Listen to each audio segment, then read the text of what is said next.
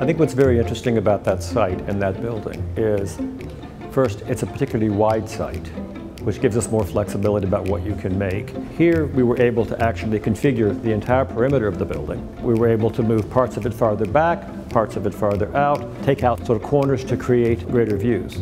I've always been fascinated by buildings that have windows which are vertical rather than horizontal. This goes back to Proust and the idea that standing here, I'm looking out, I can imagine the terrain between where I am and where the street is. There's a kind of continuity spatially about that. When a window is horizontal, it tends to become a panorama.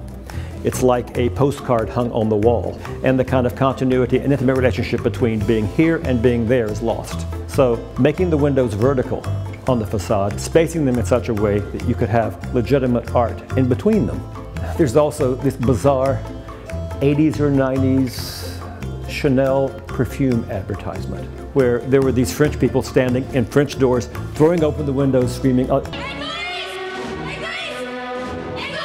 and it was a beautiful facade. At 560, we've been able to customize the floor in such a way that the center lines of the herringbones align with the center lines of the windows in the sitting room.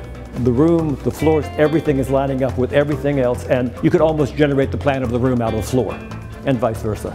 Like a landscape painting, you want your eye to flicker between the mullion, the view beyond it, the thing beyond that. It's that old foreground, midground distance, everything you learned in art history. And I think that, on the other hand, when you get to the penthouse, you have in the foreground your own garden, your own landscape, and your own outdoor space. And I think in that case, what you want to do is to allow your eye to immediately go to the outside. If anything, the neighborhood is something of a charm bracelet of architectural ambition.